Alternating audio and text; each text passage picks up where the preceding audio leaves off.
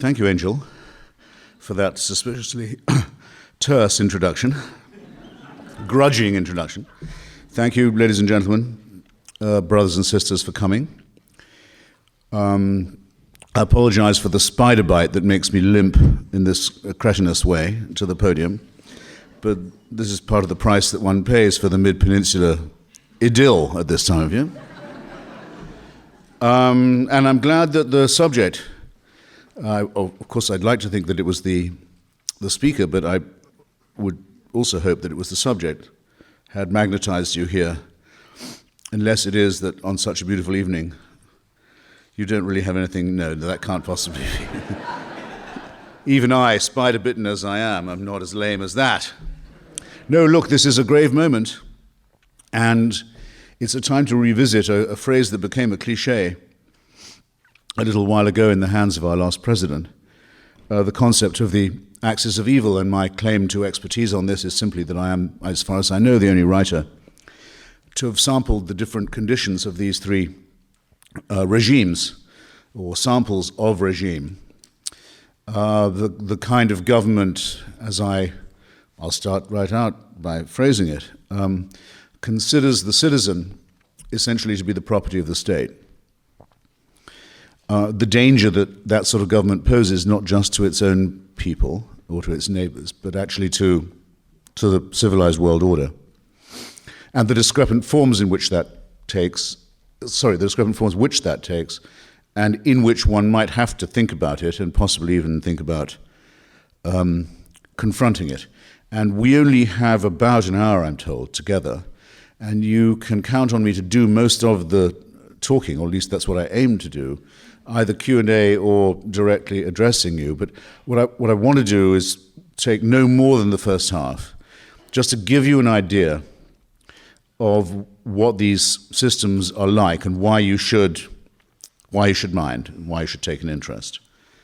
I suppose I'll start with Iraq, which was best described by, has best been captured by, under its old regime form, a brilliant author, an Iraqi English, half Iraqi, half English author called Kanan Makia, who had to write for a long time under a protective pseudonym of Samir al-Khalil, and wrote a tremendous book called The Republic of Fear, which is the best four-word description that one could have of the regime of Saddam Hussein.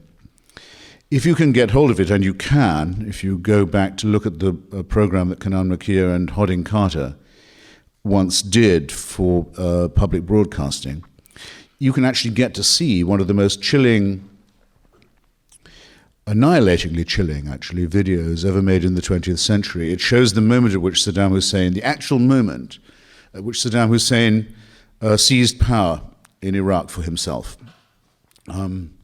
We don't have that moment in Germany. We don't have that moment in Russia. We don't know we know what happened after the Kirov assassination in Leningrad and the opportunity it gave to Stalin to seize supreme power. We know roughly what happened in the night of the long knives, when Adolf Hitler realized that he could massacre every rival of his, not just in German politics, but within his own party, which is always the crucial thing. But with Iraq, we do have the actual moment, and you see it. There's the Central Committee of the Ba'ath Party, perhaps 100 people, are sitting in a very formal array in a conference room. And Saddam Hussein is chairing them from a podium, smoking a large cigar. And suddenly, without warning to anyone, in is dragged between two guards and in chains a broken man, a man who's obviously physically and mentally been utterly destroyed. His personality has been evacuated. And prodded a bit, he stumbles through a confession that implicates himself and others in a plot to destroy the Iraqi Republic, to remove the regime of the Ba'ath Party, and to ruin the Iraqi revolution, the counter-revolution, in other words. He says the regime behind it is the Syrian regime. It could have been anybody. It could have been international Zionism. It could have been anything you like, but he actually implicates, in this case, the Syrian Ba'ath Party rivals. Having confessed for himself, and having begged to be executed for his crimes, having been reduced to a state of complete abjection, the man then says, the following members of this Central Committee were with me in this plot, and he begins to read out their names. Slowly. And as this happens, you can see it, the guards move every time a name is mentioned, and they grab the member of the Central Committee and lead him out of the door. And after about a dozen of these, there's panic. Sheer animal panic starts to spread among those who haven't yet been named, and in the hope that they're not going to be. They start screaming and jumping up and saying, "Glory to Saddam Hussein, our leader, all praise to him, the sun, the moon, the stars of Iraq," praying that it won't be them who are called next. Nothing makes any difference. The harvest just goes on randomly. They're taken off the chessboard and taken out until half of them are gone, and the rest are just limp and done for and almost dying with relief that it wasn't them. It's the most extraordinary live show of a real, for keeps, political purge that you'll ever see. And then there's the second half, which has been seen by much fewer people and was not shown on PBS, where the surviving half are told to go out in the yard and are given guns and are told to shoot the convicted half. Now they're in the plot. Now they are cemented to the leadership. Now, Kanan Makir in his book says correctly, he says, Hitler wouldn't have thought of that. Stalin didn't even think of that, and he thought about these things a lot, about how to get one member of the Central Committee to betray another member and keep them all guessing so that you're the ultimate beneficiary. But this is that added little touch of sadomasochistic genius. This is the adding of The Godfather and The Soprano to the mixture of Nazism and Stalinism that was, in fact, the birth of Ba'athist ideology to begin with, in case you don't know or haven't studied it. The Iraqi Ba'ath Socialist Party was modeled in large part on admiration for European National Socialist and fascist movements, hoped to emulate them, especially in their nationalism against the West. But mutated by Saddam Hussein, it became also one that very, very much admired. He had a great admiration for and grew a special moustache in admiration of the work of Joseph Vissarionovich Dugiashvili, the great Georgian known to us historically as Stalin. So you had in modern Iraq a regime in our own time that was openly and directly modeled upon the two most extreme examples of European totalitarianism. And when I used to go there in those days, it's often very difficult when you come out of a country like this to explain to people quite what it's like when you're there. The atmosphere of terror, the look that comes into people's eyes when you mention the name of the leader, the absolute look of flash of panic. Anything could happen to me now.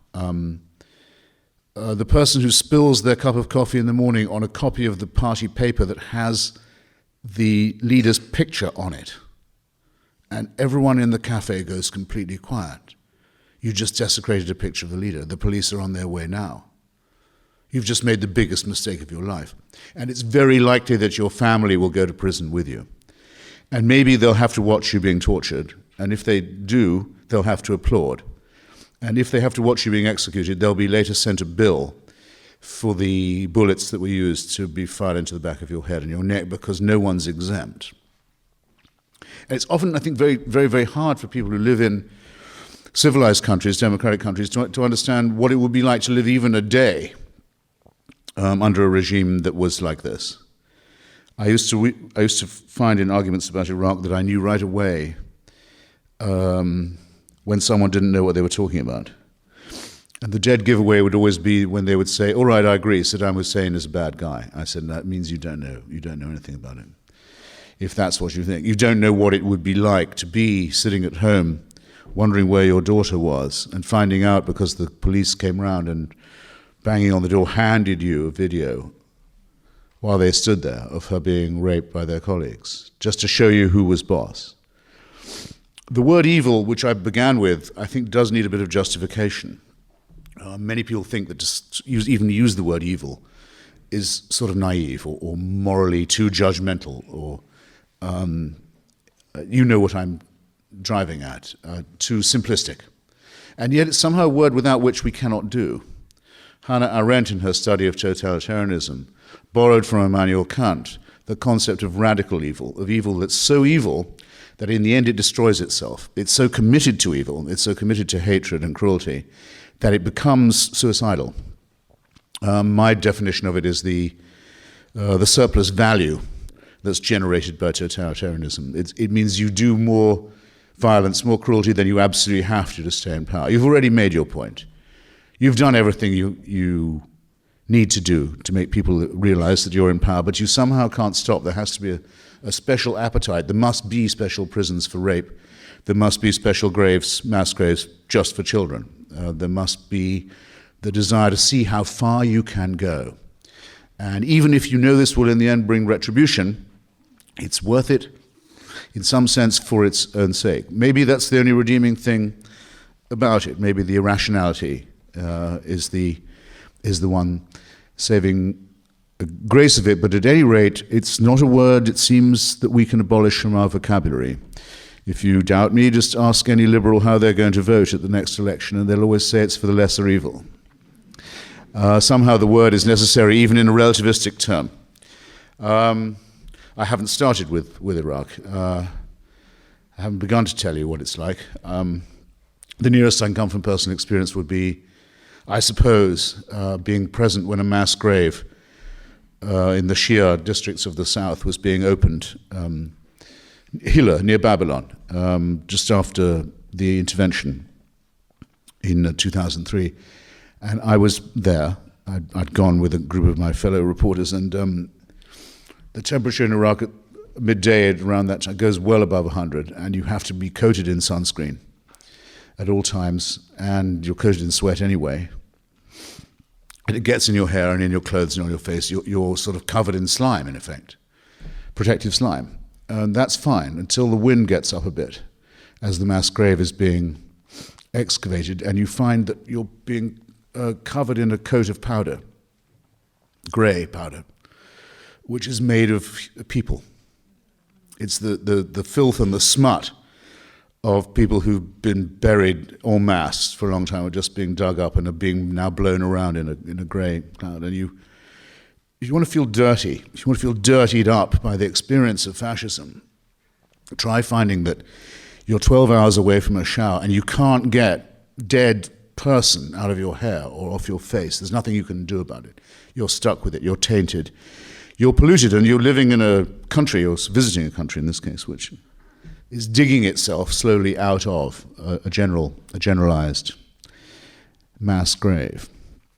So that was Iraq for very nearly 40 years. As I say, I've only time for thumbnail sketches this evening. Vignette. I wrote a piece from North Korea called Visit to a Small Planet, which is a line I stole from a play of Gore Vidal's. Because it did seem to me as if I had left this planet completely to go on this visit to the northern part of the Korean Peninsula, and that it was as if coming back from another spatial body altogether. And the article got, I have to say, for myself, a lot of praise, a lot of good reviews, and a lot of notice. And every time I got praised for it, I used to feel slightly congealed, slightly nauseated, because I knew that of all the articles I've ever written as a foreign correspondent, it was probably the greatest failure. I had not got near to describing, for an American audience, what it would be like. By the way, we know where your children go to school.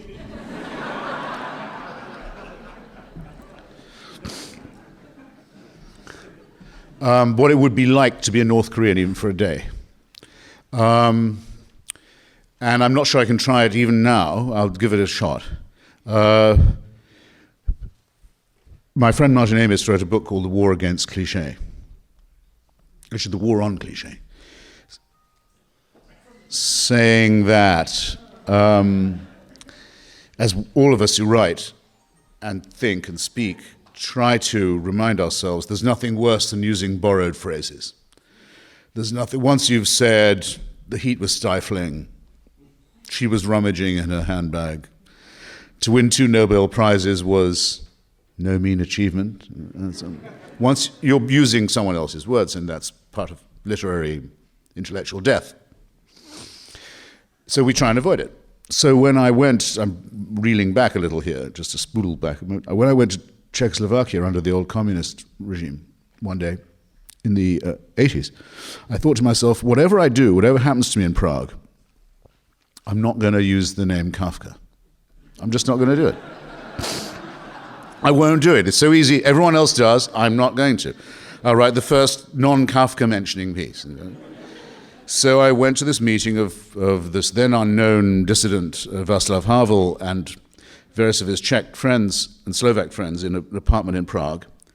And we thought that no one knew that he had these visitors coming from America and so on. But someone must have given us away, because it wasn't long before the door fell in, and in came police dogs and guys in leather coats and carrying heavy electric torches and truncheons and so on, slammed me up against the wall and said, "You're under arrest and you've got to come with us." And I said, I thought of saying, "I demand to see the ambassador." I said, "Well, on what's the charge?"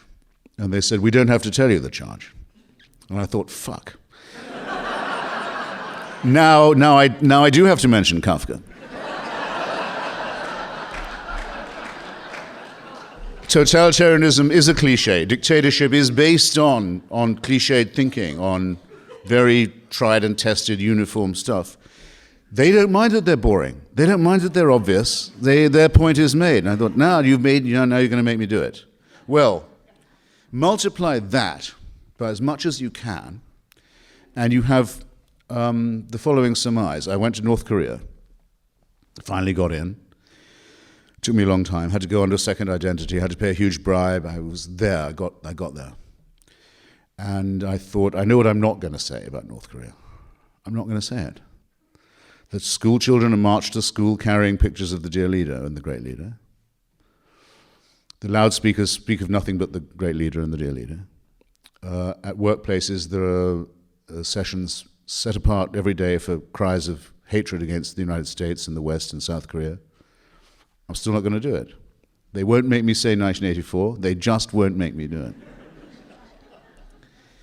But eventually they make you do it. You have to, your mind just adjusts to it. The North Korean state was founded in 1950, 51. That's the year 1984 was published for the first time. You think, could it be that someone handed a Korean translation of this to Kim Il-sung and said, "Do you think we could make this fly?" And he said, page through, said, "I don't know, but we could sure give it the old college try," because that's what it looks as if they did. There is no private life for a North Korean. There isn't a moment when you are not either on parade or, when you're not on parade, told to stay indoors. When you're not wanted, stay at home, you're under curfew. Lights are out in Pyongyang, and that's the capital city, at 8:30. Can't go out after that. Stay in. There's nothing to watch. There's nothing to see.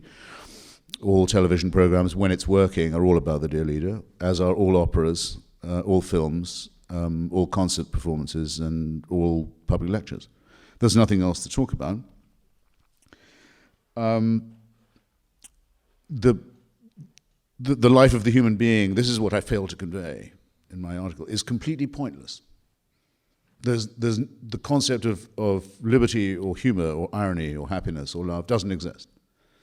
You are there simply as a prop for the state. And though it used to be, as with any slave system, that they would feed you in return for your services, that compact broke down a couple of decades ago. Now they don't feed you either. They barely clothe you. At Panmunjom, the so-called demilitarized zone, you've seen the word demilitarized zone, haven't you, in the press, even quite recently. Why do they call it demilitarized zone? Words lose their meaning so fast. It's the most militarized zone on the planet.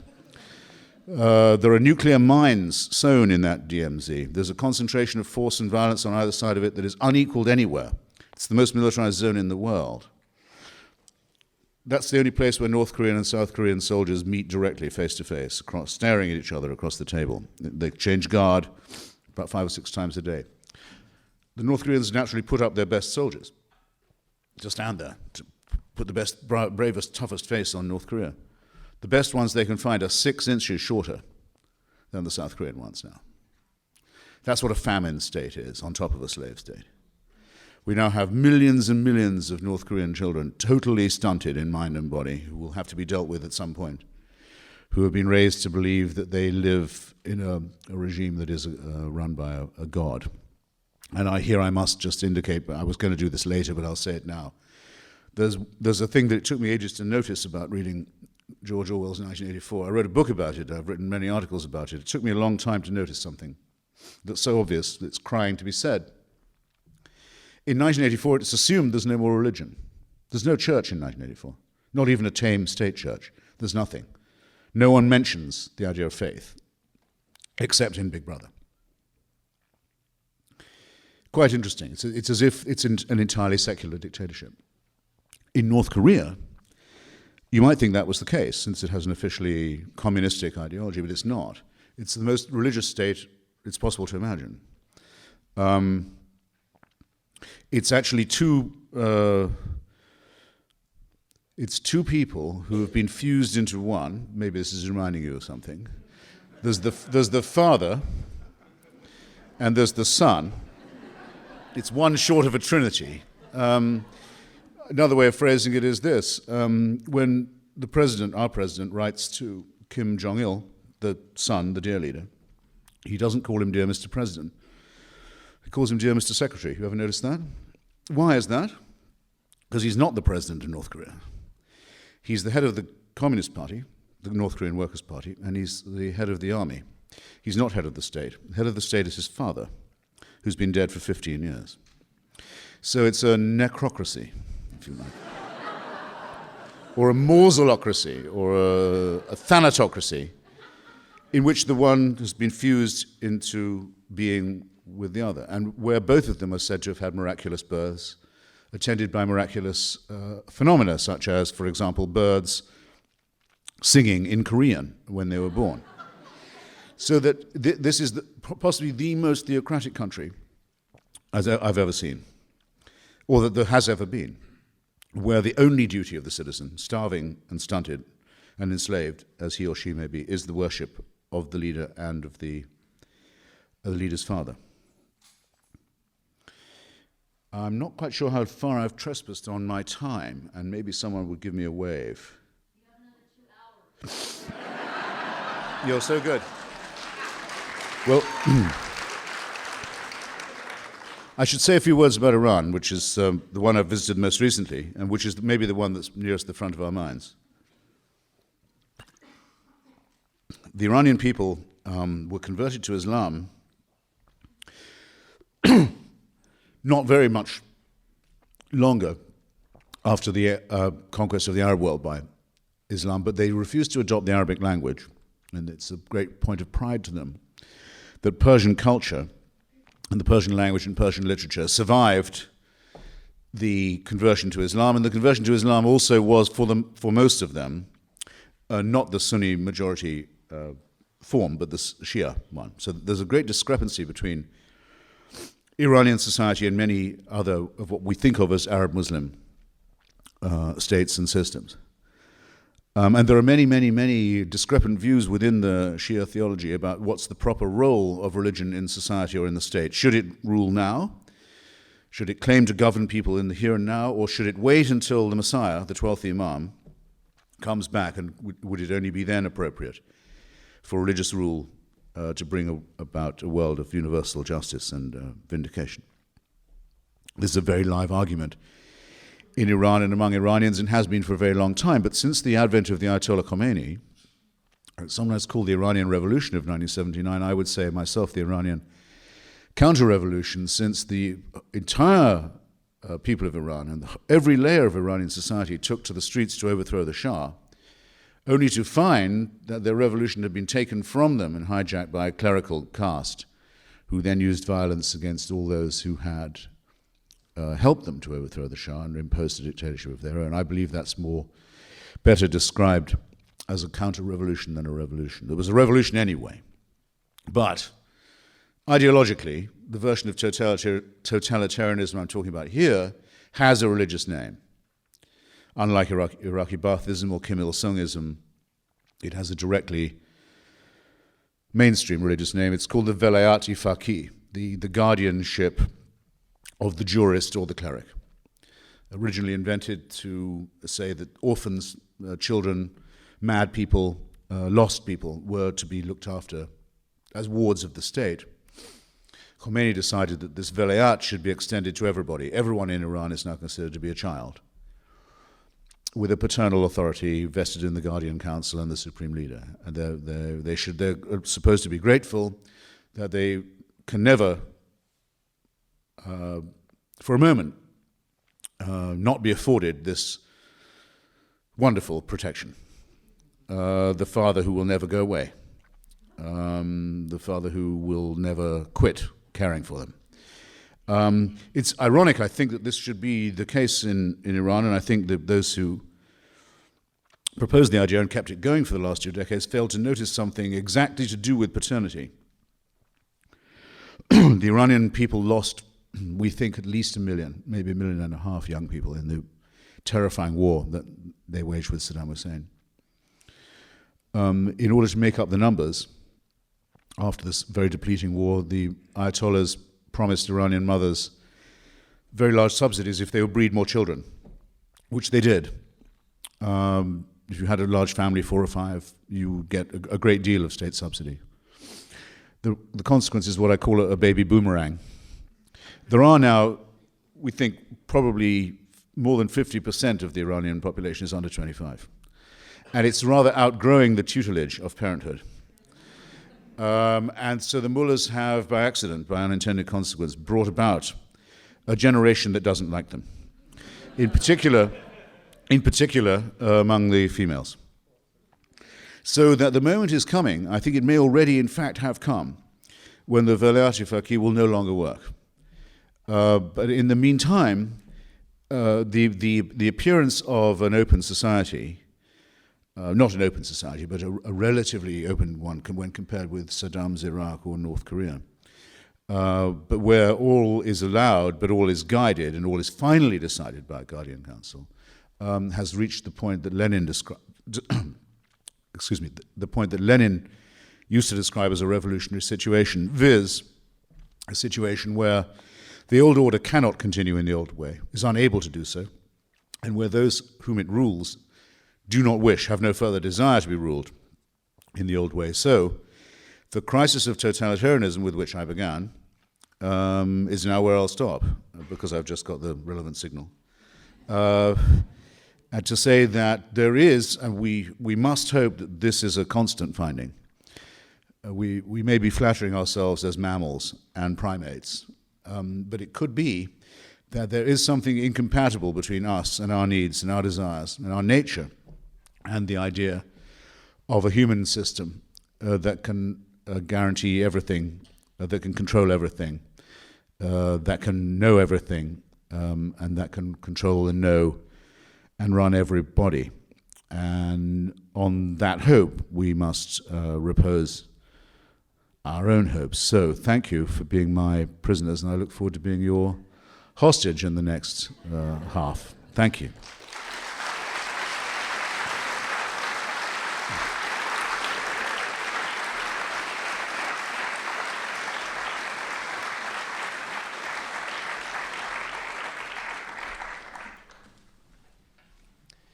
Well, thank you very much, Christopher Hitchens. Good evening. My name is Stephen Saum, and I'm the managing editor of Santa Clara magazine, and I have the privilege of moderating your questions tonight, of which there are many, many, many, and many of them having to do right with where you left off, Christopher. Are you hopeful about what's happening in Iran right now? Yes. I have a lot of contact with Iran through former students of mine, friends of mine, through the email system. There was a wonderful photograph this week of the Iranian Revolutionary Guards going house to house in Tehran and piling up satellite dishes which they'd smashed in the back of their trucks. Lots of luck to them.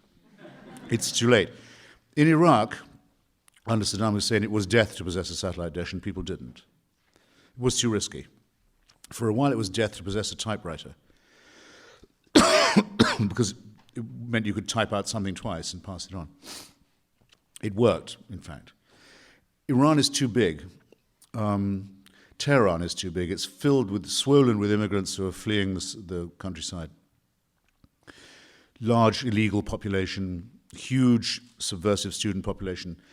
I'm delighted to see they keep on trying to smash the satellite dishes. It won't work. I hardly know any Iranian who doesn't have, because of the exile, the diaspora, at least one relative overseas. Most people know how to make an international phone call, even when they try and block the cell phones. The stupider the regime, the more intelligent the people get, and the more humorous. We're going to live to see great things in Iran. And in the meantime, for me, the most wonderful thing is this. They've raised a generation of people who've completely seen through religion.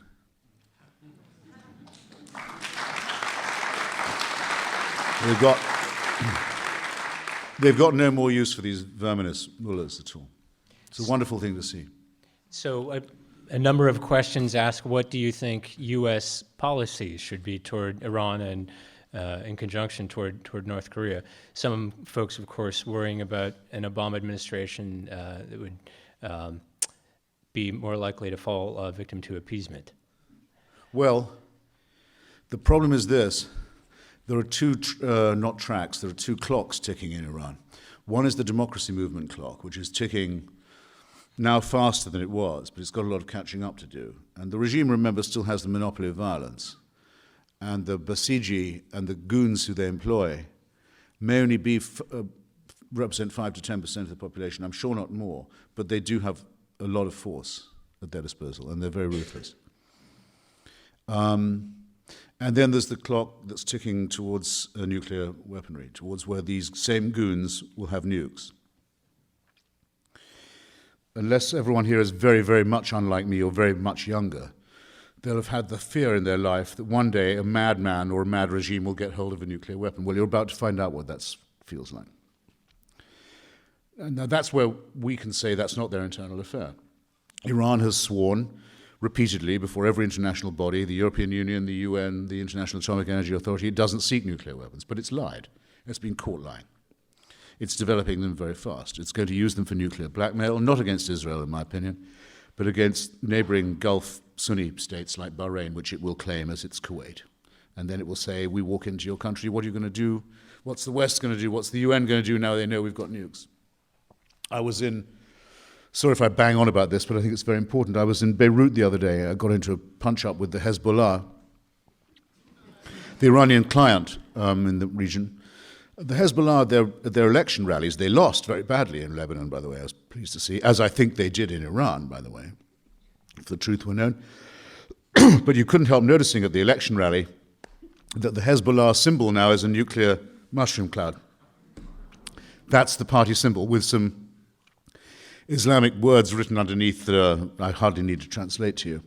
Now remember, the Iranian regime still says it doesn't seek nuclear weapons. That's still its official public position, but they forgot to tell Hezbollah that's the line. And indeed, when Mahmoud Ahmadinejad the other day presided over the launching of some missiles that they were testing, he said, by the way, this also vindicates our nuclear program, again forgetting in public. As president, you're not supposed to admit that.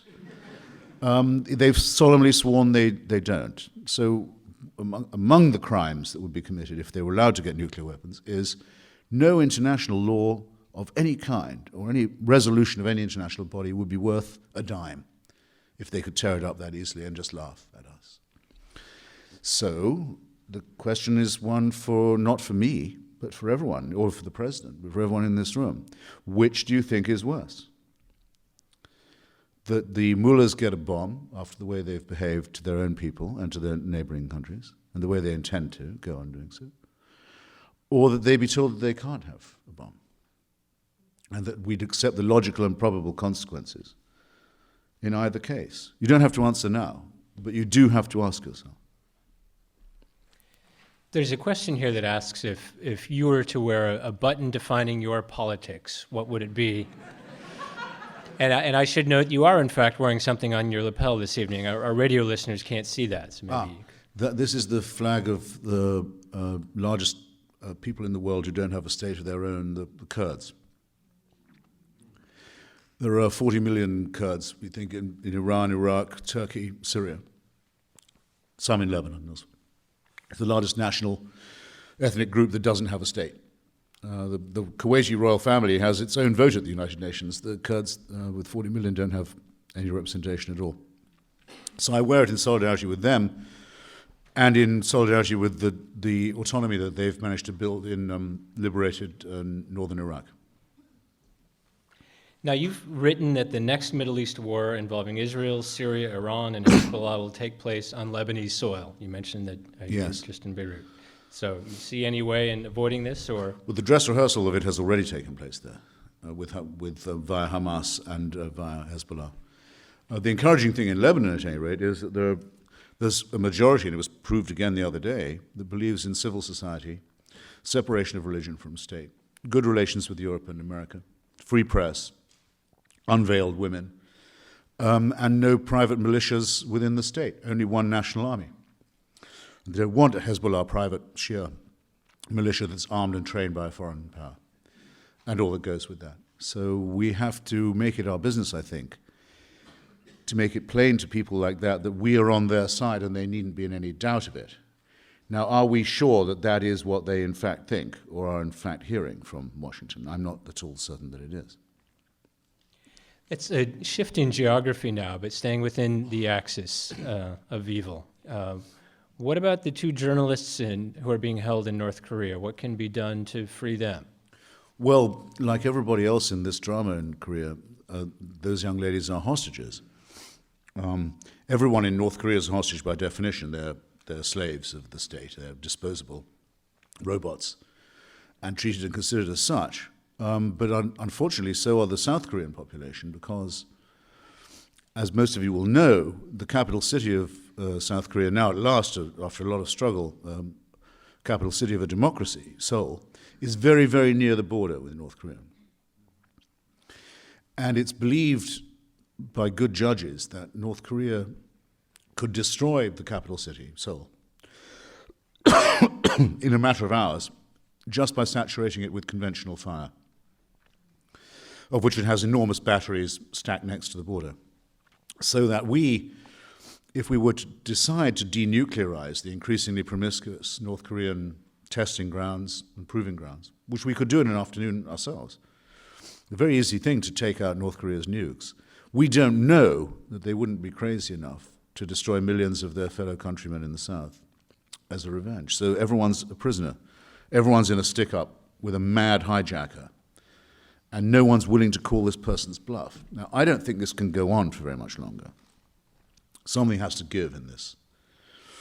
Why do I say that? Well, one more such test, either of a missile or a bomb, by North Korea, and the Japanese will say that's it.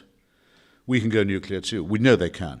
The Japanese have all the resources. They have all the stuff for a bomb. It's in different corners of the room. They just have to pass the resolution of their parliament, amend their constitution, put the pieces together. Does China want a nuclearized Japan facing a nuclearized North Korea? Do we? You can see where this is going. Which is the greater risk? I'll tell you what I think from the experience of Iraq and other things. Putting it off, putting the confrontation off, makes it worse. It means it's going to be much more horrible when it does come. What surprised you when you went to North Korea? What did you find that you didn't expect to find? Well, as I say, the awful thing was the confirmation of the cliché. I mean, and again, the way that they commit what the Anglican Church calls acts of supererogation. In other words, doing things they don't really have to do. The first thing they tell you when you arrive is, don't make eye contact with anyone on the street. Don't try and talk to a North Korean. Don't try and strike up a conversation. Now, I don't speak Korean, and they knew that. Very few North Koreans speak English. In any case, it was painfully evident that everyone in North Korea had already got that bulletin. Because they wouldn't make eye contact, they wouldn't agree, they wouldn't look at it. Some children would, because they didn't know or it hadn't taken yet. But so it was unnecessarily crude of them to tell me not to do something that I wasn't able to do in any case, that they'd made sure I couldn't do. And it's not the way that you charm your visiting. After all, to get there, I'd had to pretend to be a fan of the regime. Right? So that was pretty rough. I did not see this happen, but a friend of mine swears to it. Getting tired of, you can't go to the opera, you can't go to the TV, you can't go, no movies, nothing except long live the dear leader. He went to the zoo just to have a walk around the park. And there were some animals, rather morose, half-starved animals, but there they were. And he got to the parrot section, and there was a big parrot looked at him in a sort of beady way. And he looked at the parrot in a rather morose manner. And after a short interval, the parrot opened its beak and said, "Long live the dear leader, Kim Il-sung." The only comment it felt able to make. I don't know, but I tell you what. I didn't see it, I can't swear to it, but I don't disbelieve it. Here's someone who would like to know, would North Korea be more productive if they fed their people? Well, that's a good question, because it's a dilemma from which we rescue them. It's what I mean by hostage blackmail. The North Koreans do their tests when they're in famine. They say, if you want us to stop testing, we insist that you supply us with 5 million tons of grain. Now, we can always say, we won't do that. You treat your people like this, you starve them to build nukes, you feed them. Use your own bloody grain. Fine, so then it's on our conscience that their people starve to death. They bet, and they've so far bet correctly, we will, A, go back to the talks, having been insulted by the latest test, of the bomb and the missile, and we'll give them the grain. And we stencil on the grain the stars and stripes, and it says in Korean, "A gift from the people of the United States." And so they can't give it out any other way. And they do. And they say, you see, so powerful and beloved is the dear leader that the United States pays him a regular tribute, just out of respect and fear of his majesty and his wonder. And there's no reason to doubt, or there hasn't until recently been much reason to doubt, that people believe that's true. We're now getting a few more defectors from North Korea. It's not as hermetic as it used to be. But what they were telling us until recently is, yes, everyone does actually believe the state propaganda. What about... So the question was, what if they were to feed their people, would they do better? It doesn't arise. We do that for them. And they couldn't do it if they wanted to, because the only thing that works after a while in a totalitarian system, this happened in Iraq too, the only thing that works, you can't put a Band-Aid on the oil rigs. You can't do a thing about the pumps. You can't do a thing about the generators. But the secret police and the army go on working till the end. Now, at the beginning of your talk, you gave a very moving description of a man who had suffered torture in Iraq. Here's a question from someone in the audience who'd like you to comment further on the quality of information obtained by torture, and also would like you to consider the confessions obtained from the Bulgarian nurses by the Libyan government, who allegedly injected people with the AIDS virus. Well, the Bulgarian case, which I've studied a bit, does remind one of inquisitional type tortures, the tortures of Christian Europe, sanctioned by the papacy, where it was just a question of how much can you get people to say. It was sort of a game, you know. Did you, in fact, change yourself into a vixen at the full moon and poison the crops and so forth? Yes, I did. You can make people say that. Are you a hermaphrodite? Yes. That kind of thing. The people who waterboarded me actually at one point said, we can get you to say you're a hermaphrodite if we want. And I realized I don't know how I looked to people suddenly. They quite possibly could. But that, of course, is too lenient, is too easy an objection to torture. I mean, there is a big objection to torture, and otherwise there would be no moral problem about it, which is it can get real information. Of course it can. Not for long, I think. I think the well becomes tainted, and I think diminishing returns would be hit quite quickly. But yes, if it didn't produce results, if it didn't get people to loosen their tongues, there would be nothing to object to about it. Well, one of our audience members would like to follow up on your question since you mentioned waterboarding. Why'd you make the decision to do that? Well, because I thought that there'd been enough argument on every side of the case about should torture be used, are there exceptions, is it torture anyway, within the real meaning of the act, does it violate the Geneva Convention, and so forth, that was becoming boring. It was becoming a routine argument. And so the only way I could think of breaking into the argument and trying to reopen it was to subject myself to it and say, well, or have myself subjected to it, rather, and see what that taught me, which was actually quite a lot.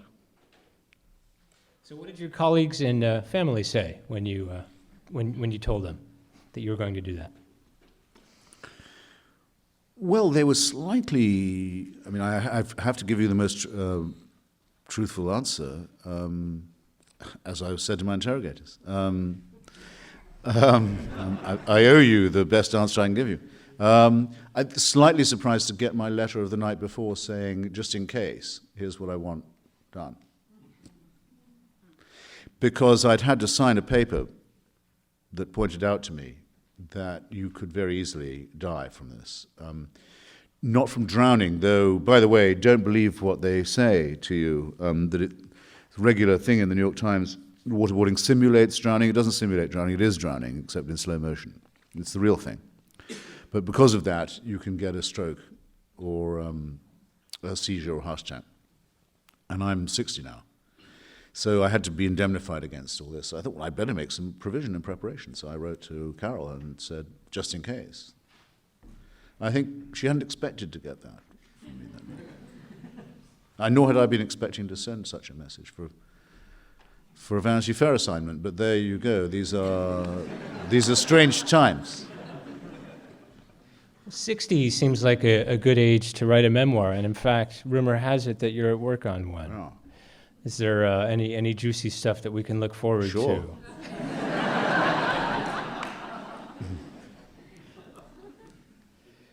Well, you spend a lot of time traveling to exotic places. Nice try. When's it in the works, by the way? When should we look for It's it? in Kepler's books. It's in the works, all right. It's in the works, all right. So where are you headed for next? What's next on the travel itinerary? Poland, which is actually to do with the memoir. I want to go and look at the landscape where my mother's family came from. The sort of howling wilderness wasteland that was once Germany and is now Poland, that border that kept moving so inopportunely and so horribly for so many people. And I've been to Warsaw, but and other parts of Poland, but I, for a long time, didn't know exactly which strip of land my ancestry came from. So I want to go and look at that and see what thoughts are prompted by it. Well, from Poland, let's hop back across the border to the former Czechoslovakia for a moment. So when you were in Prague, what did they charge you with? Did they plant narcotics in your suitcase like they did to Jacques Derrida, or what did they come up with? The charge, if they had made it, would have been hooliganism. We were told. Because it sounds so awful. And because it can cover almost anything. But it consisted of attending a meeting in a private apartment and bringing printed materials in there and so forth. But we were told that was what we'd get if we continued to object. In the end, we were just deported, a deportation stamp put in the passport. In your opinion, would the world be a better place, more peaceful, organized, and civilized if organized religion did not exist? Yeah.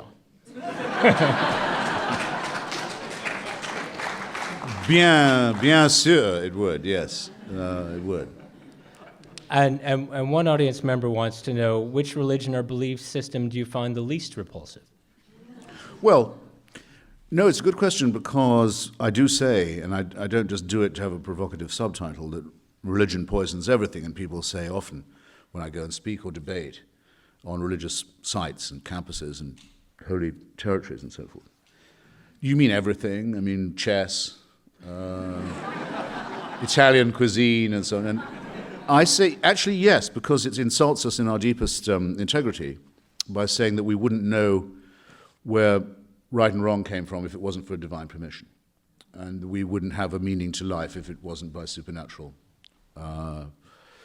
determination. In other words, that we would be like the inhabitants of somewhere like North Korea or Iran, children of an intolerant and greedy and narrow-minded deity. So yes, that would spoil everything. But by the way, chess is banned in Iran, where they can ban it. Because the whole point about totalitarianism is it abolishes the private life and any private recreation. So yes, I do mean it seriously. But now, for example, my daughter goes to a Quaker school. Do I really say that the Quakers are the same? Well, they make the same mistake, which is that they think that faith is a word that deserves approbation. If I could change one thing about the discourse in this country, just one, it would be we would stop nodding approvingly when people say, I'm a person of faith. Yes.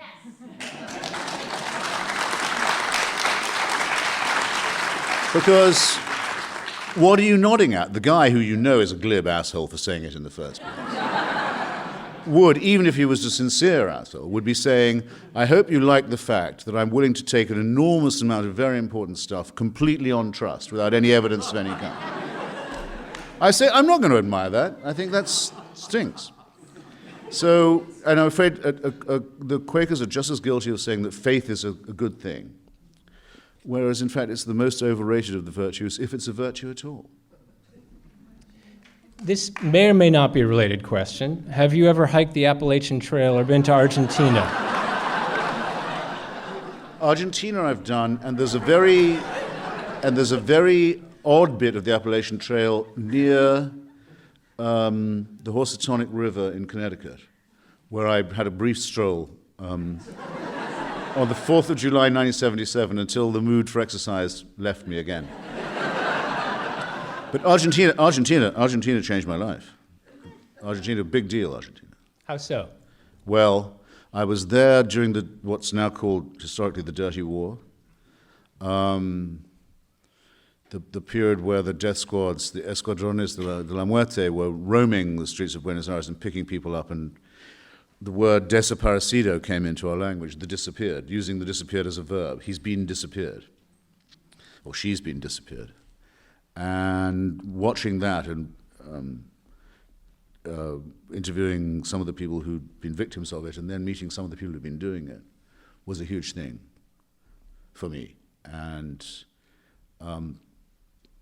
well, one you say, why did it change my life? Well, the article I wrote about it for the New Statesman, my old socialist journal in London, made Victor Navarsky of The Nation write to me and say, did I want to have a job at The Nation in New York? And I said, yes. So it changed my life in that way, and then the other way it changed my life was when Mrs. Thatcher sent a fleet to bombard and overthrow these scumbags. I was on her side, which I never expected to be. But where would history be without ironies, and why would it be worth studying? Well, speaking of history, you've written a pretty compelling article recently calling for the return of the Elgin marbles. Elgin. Elgin marbles. They're not Tanqueray. They're not even Gordon's. Now you'll remember. We'll get some other questions about drink later. So do you think it'll happen in your lifetime? Yes. I'm sure it will. Now, the other day, not of course because, but just The Guardian newspaper in London, very well read paper, one of the last not to have gone tabloid, had a poll. It very much surprised me. It was almost Saddam Hussein-like. Should they go back to Athens or not? 97% said yes. I was surprised by that. I knew the majority had been going up. For most people, the argument's completely over, for the obvious reason that if, say, the panel of the Mona Lisa had been sawn in half during the Napoleonic Wars, which it could easily have been, many artworks were, and one bit of it was in St. Petersburg, say, and one in Lisbon, there'd be a very big demand, I think, now, to see what they'd look like if they were put together. Well, This applies immeasurably more intensely to the sculpture of Phidias, which is an architectural narrative and a poetic one rendered in marble with figures interacting with each other and telling a story. It makes no sense at all that this should be amputated or partitioned and the other half imprisoned in a colonial museum in Bloomsbury. We have a number of questions, curiously enough, about your favorite things. One wants to know things you can't live without when traveling. And one well-informed audience member, of course, wants to know what your favorite whiskey is. Well, I don't see what the difference between the two questions.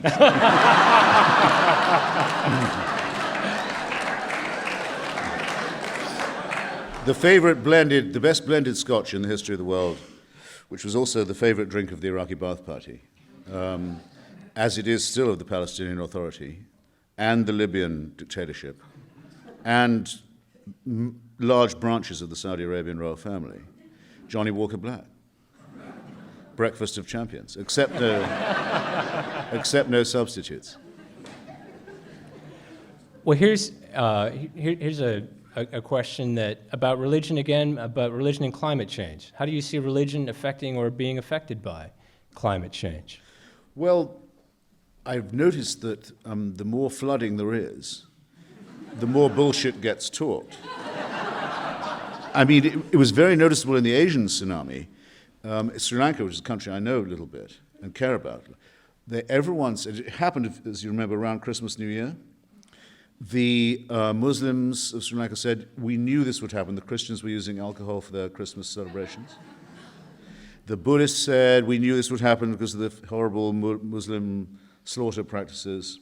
So it was amazing to see how apocalypse or catastrophe makes people behave primitively. The same happens with earthquakes. It will happen when the next big earthquake hits Iran. It'll be very interesting to see, because it's coming like Christmas, that earthquake, by the way. It's coming like a heart attack. Whether the government gets blamed for spending all its resources on nuclear weapons and building underground bunkers. By the way, those nukes will be in underground bunkers when the earthquake hits, just the place where you want them to be. Or whether people will say it's because we haven't been sufficient in our devotions to Allah. But there will be those rival schools.